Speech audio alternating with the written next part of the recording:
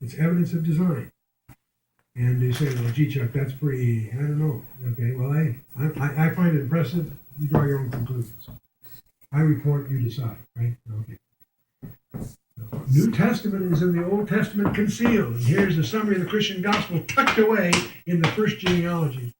Anyway, and the Old Testament is in the New Testament revealed. Well, what about Bible codes? We always get that question. When people say Bible codes, what they really mean is a specific code that's gotten a lot of propaganda and promotion, what have you.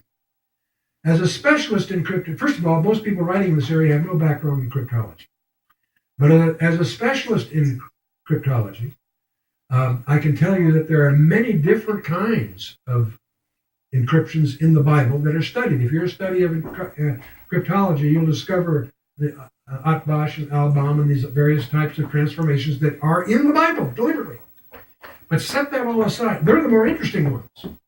But there's one particular kind of code called an equidistant letter sequence. And what on earth is an equidistant letter sequence? I'll show you here. There's a lot of fanciful and contrived stuff that's been popularized in some books that's nonsense. It's too bizarre to be accepted on the one hand, and yet too impressive to be totally ignored. The problem is that professional competence in cryptology is essential to adequately evaluate them. So we're not going to go down some of those paths because that's a whole complicated area. Let's take some simple examples. What is an ELS? An equidistant letter sequence. It's a sequence of letters that are equidistant within some message. And I'll give you a simple example of one. One of the experts in this field is a Dr. Rips. Anyway, the sentence that's contrived here is, Rips explained that each code is a case of adding every fourth letter to form a word. That's the sentence. That's the message. What message is hidden inside?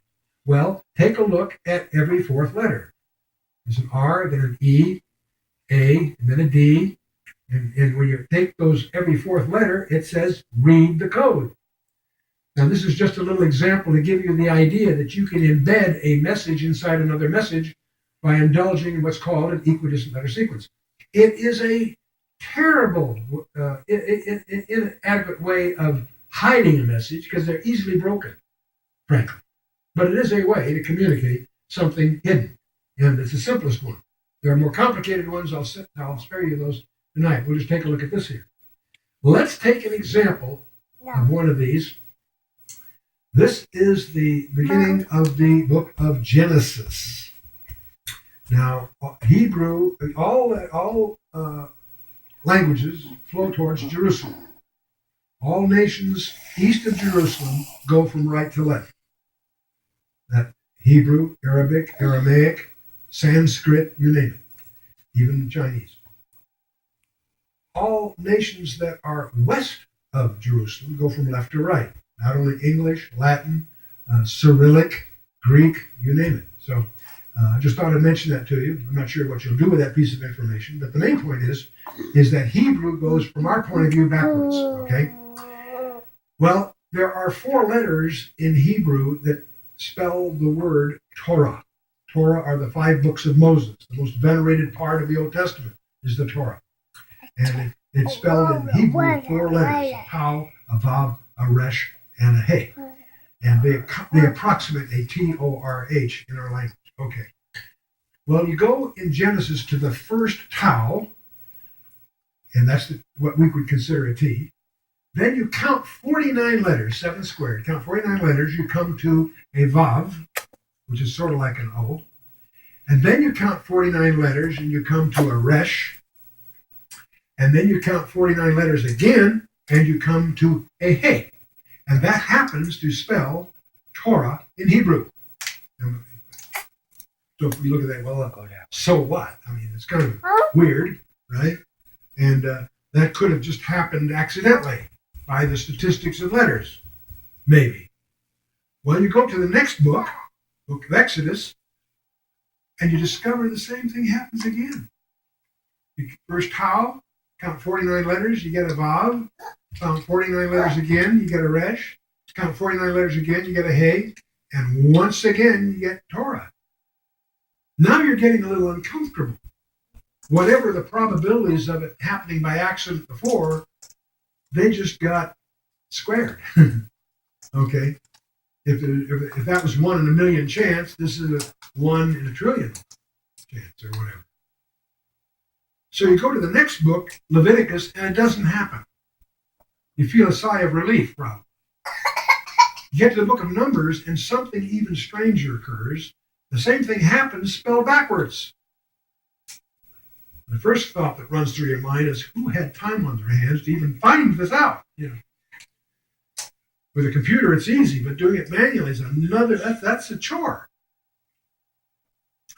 You go to the last book, Deuteronomy, you discover the same thing happens again. It's spelled backwards. Now you stand back from this, it's 49, 7 squared. You have these letter sequences. Genesis, Exodus, Torah is spelled forward. Numbers and Deuteronomy, it's spelled backwards. That's kind of weird. Did that happen by accident? Let's take another look at Leviticus, and we won't take 49, we'll take the square root of that. 49 is 7 squared, let's just take 7 itself. And we know there's a yod, he, vav, he, the unpronounceable name of God. Wow, Yahweh, if you will. There are other conclusions.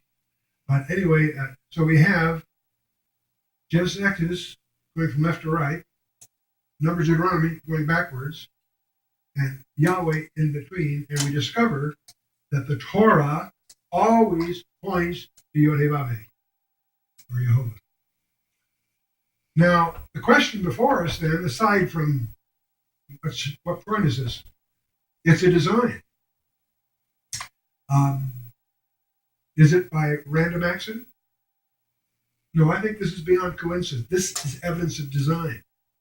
But it has huge implications because you take one letter out and it falls apart.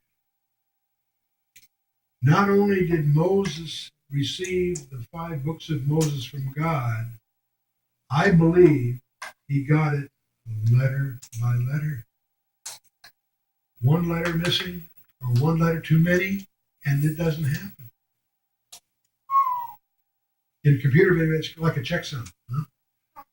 Okay, let me show you something else.